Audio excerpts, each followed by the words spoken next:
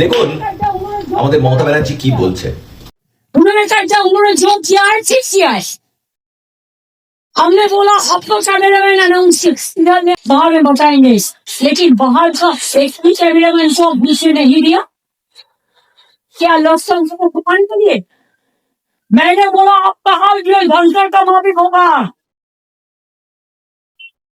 आप बीजेपी का भय से काम कर रहे, आप इंक्लूजन नहीं कर रहे, आप फिलिशन कर रहे।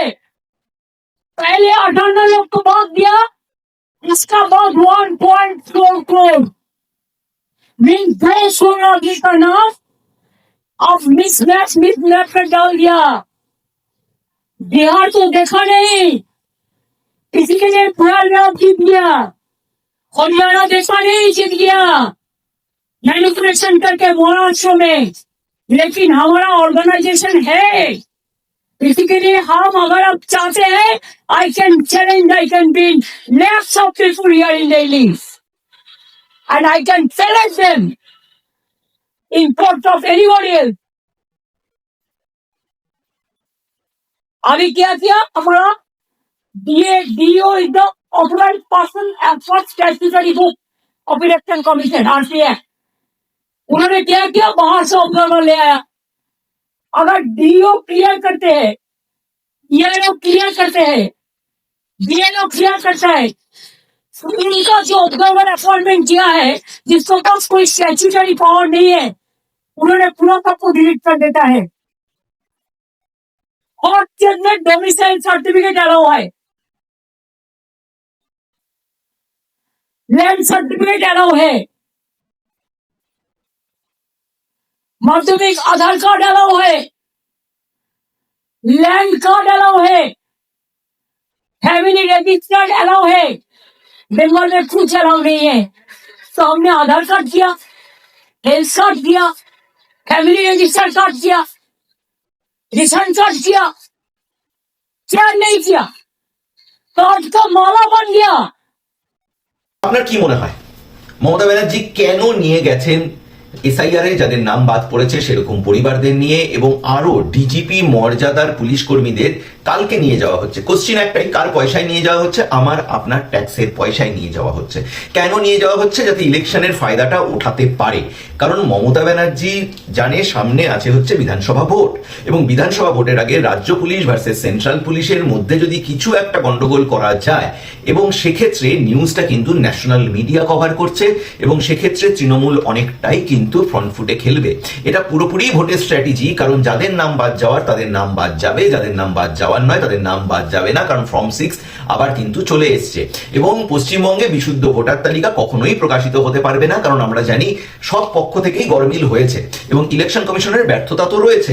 কিন্তু ইলেকশন কমিশনারকে যদি বলা হয় যে মমতা ব্যানার্জি যেটা আজকে বললো যে তিনি আমার সাথে দুর্ব্যবহার করেছেন, আমি মিটিং এর মাঝেই চলে এসেছি, এইসব কথাগুলো আমরা বরাবর রাজনীতির মহলে মমতা ব্যানার্জিকে বলতে দেখেছি, যার জন্য এটা নতুন কিছু নয়। জ্ঞানেশ কুমারকে বারবার কালিমালিপ্ত করার উনি চেষ্টাই করবেন।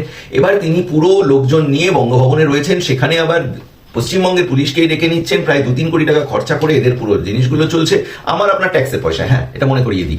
এবং এটাতে যদি সবচেয়ে বেশি কেউ ফায়দা লোটে তাহলে হচ্ছে মমতা ব্যানার্জি ইটসেলফ, এবং এটা হয়তো ম্যাক্সিমাম আজকে রাত্রে আরেকটু বওয়াল হতে পারে, কালকে সকালেও হবে, এবং কালকে বিকাল বা পরশু দিনের মধ্যে উনি দিল্লি থেকে ফিরে চলে আসবেন, কারণ এসআইআর এর রিপোর্ট পাবলিশ হয়ে যাবে। উনি যেটা বলছেন যে হ্যাঁ এসআইআর এর পরেও বিহারে তোমরা দেখে নিলে, হরিয়ানায় তোমরা দেখে নিলে, এরকম ভাবে যে উনি বলছেন, কোথায় কোন জায়গায় গভর্নমেন্ট আছে এসআইআর এর পরে একবার মনে হয় মমতা ব্যানার্জি সেই রিসার্চটা করে নেওয়া ভালো। কিন্তু এগুলো সবই পলিটিক্যাল পার্টির বেস্ট লিডাররা করে। এখানেই আমি মমতা ব্যানার্জিকে আগিয়ে রাখবো। বাকি সব লিডার মানে শুভেন্দু অধিকারী থেকে শুরু করে মোহাম্মদ সেলিম তো ছেড়ে দিন, বড় একটা জিরো, মানে কারো ধারে পাচ্ছে নেই। পলিটিক্সে কিভাবে বের হতে হয় তিনি খুব ভালো মতন জানেন। সামনে আছে মহা ইলেকশন, বিধানসভা ভোট। এই মুহূর্তে যদি দিল্লির মঞ্চটা তিনি গরম করে আসতে পারেন, ন্যাশনাল মিডিয়ার মুখ হতে পারেন, তাহলে কিন্তু এই ফুটেজটা মোটামুটি মিডিয়া চ্যানেলগুলো আগামী 1 মাস ধরে জিইয়ে রাখবে, এবং পুরোপুরি পশ্চিমবঙ্গের উপর কনসেন্ট্রেশন থাকবে। কারণ হচ্ছে পশ্চিমবঙ্গে জ্ঞানেশ কুমার যেভাবে বৈধ অবৈধ ভোটার এবং ঠিকভাবে কন্ট্রোল করতে পারেনি তার ব্যর্থতার প্রসঙ্গগুলো তুলে দিচ্ছেন, এবং এই জমা ক্ষোভগুলো তিনি একসাথে বলছেন বলে আরো বেশি ফোকাসে চলে আসছেন, এবং এটা one of the best strategy কিন্তু ইলেকশনের। আমি বলতে পারি এই মুহূর্তে দাঁড়িয়ে পশ্চিমবঙ্গে যদি ভোট হয় তৃণমূল ভালোভাবে জিতবে এবং প্রতিটি রাজনৈতিক নেতার মমতা ব্যানার্জির কাছ থেকে শেখা উচিত যে কিভাবে গেম প্ল্যান করতে হয়। দেখুন, উনি প্রথমে বলেছিলেন এসআইআর আমি কিছু হতেই দেবো না, এসআইআর হয়ে গেল। উনি কোথায় বলেন সিএ আমরা বিরোধিতা করছি, কিচ্ছু হতে দেবো না, সিএও লাগু হয়ে গেল। তো উনি জানেন ভালো মতন যে সেন্ট্রাল যেটা করে দিচ্ছে সেটাকে করতে হবে, কিন্তু রাজনীতির ময়দানে থাকতে গেলে পরে তোমাকে মার্কেট গরম করতে হবে এবং সেই স্ট্র্যাটেজি মমতা ব্যানার্জির চেয়ে বেস্ট কেউ জানে না। And that's why she is one of my favourite and best leader right now. সে বিরোধী দলেই হোক আর পশ্চিমবঙ্গের মুখ্যমন্ত্রী হোক, সেম ক্যারিসম্যাটিক ফিগার কিন্তু নরেন্দ্র মোদী।